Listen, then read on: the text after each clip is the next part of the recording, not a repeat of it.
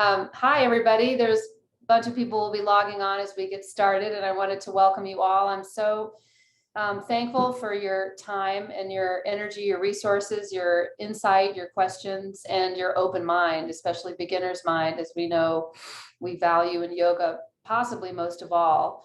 My name is Kim Weeks, and this is the platform Weeks Well, which I think by virtue of registering through our Punch Pass account, you learned existed, and I see a lot of some board members from the Weeks Well Advisory Board and longtime students of mine. So I'm very hopeful about this conversation as the beginning of many that we'll have on the Weeks Well platform that are the place where there are so many intersections in the conversation with regard to what yoga and justice have to do with one another.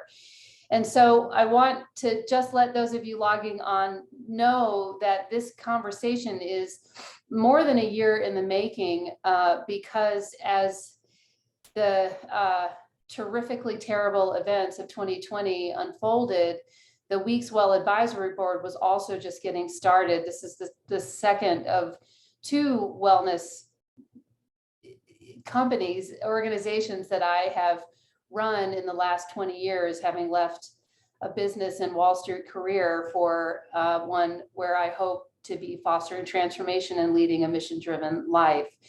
And so thanks to my dear and longtime friend, Annie Moyer, I was able to find Michelle Cassandra Johnson, Michelle, Annie's here, in 2021 to come to talk to our advisory board about her teachings and her books and her authorship with regard to two books that I'll announce or tell you about in just a second. And it's safe to say that everybody on the Weeks Well Advisory Board, which includes longtime students and friends and colleagues of mine from 20 years in yoga and mindfulness, we were all blown away by Michelle. And it was very clear to us that whatever we were going to do in the ongoing conversation of yoga and justice, Michelle would be the one to start it.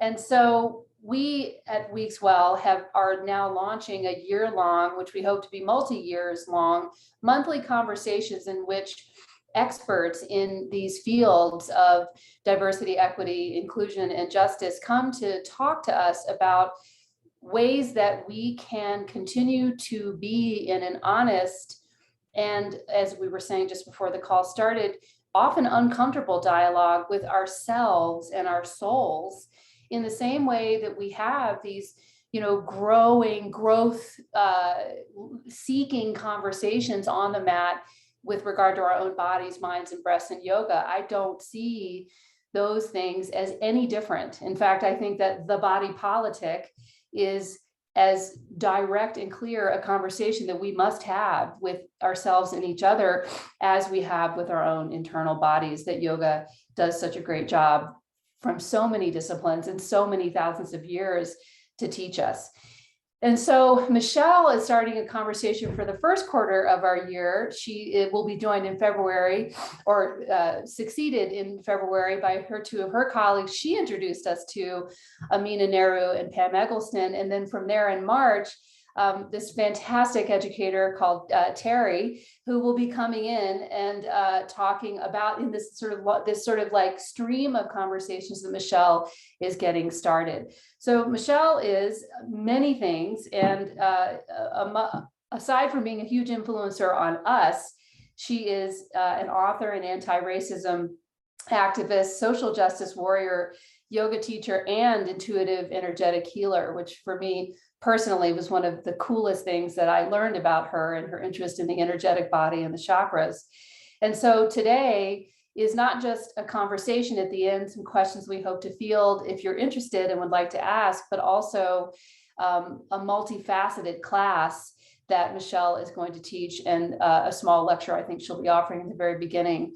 So I can't thank all of you enough for taking the time and expending your mental, emotional, hopefully financial, and other resources on this conversation, which was my perspective. And Michelle, this is one of the things that I'd love to hear more about from you, was so acute for many of us who thought we were in this conversation and aware of these issues until 2020, when we realized how much more we needed to learn.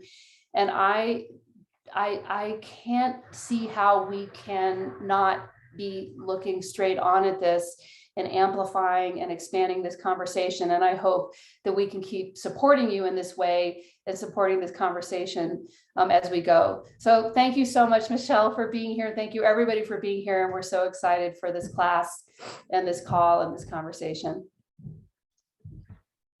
Thank you, Kim, for your introduction and your commitment to this work. And thanks everyone for being here. It's good to be in community with you. Nice to see y'all, see your faces and names. As Kim said, my name is Michelle Cassandra Johnson, and my pronouns are she and her.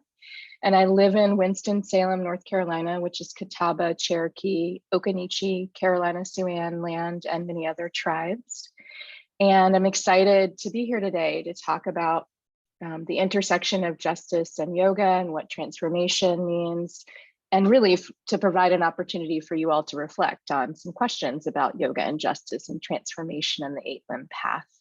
So my plan for today is to begin with a meditation to help us land in this space. And then I'll talk just a little bit so we can ground in my understanding of justice and yoga.